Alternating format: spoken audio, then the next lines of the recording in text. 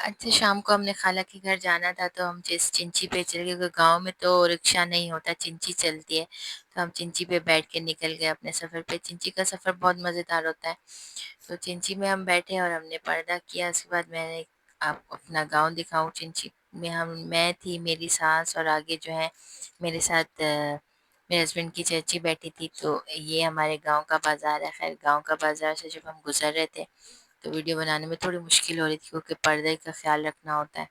लेकिन फिर भी ये छोटा-सा नज़ारा है मेरे गाँव का। फिर हम खाला के घर पहुँच गए थे। खाला के घर पहुँचे तो मैं आपको अपनी खाला का घर दिखाती हूँ। मेरी खाला का घर बहुत बड़ा है, इतना बड़ा उनका सहन है। अभी उनके घर में काम चल रहा है, लेकिन उनका घर बहुत खूबसूरत है। तो बाहर का काम सारा अभी बाकी था, लेकिन अंदर का उनका काम जो है घर का कंप्लीट हो चुका था। तो मैं आपको अंदर भी उनका घर दिखाती हूँ।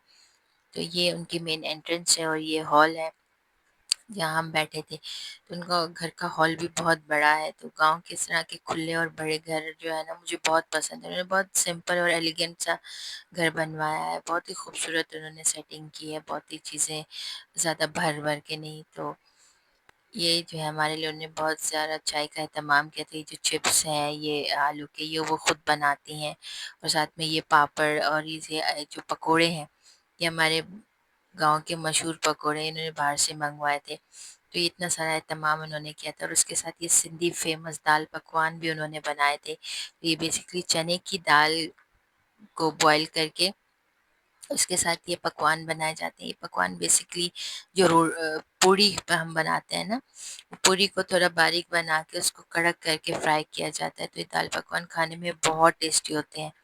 मैंने काफ़ी टाइम के बाद दाल पकवान जो है खाए हैं। मैं खुद नहीं बना पाती, मुझे इतना टाइम नहीं मिलता।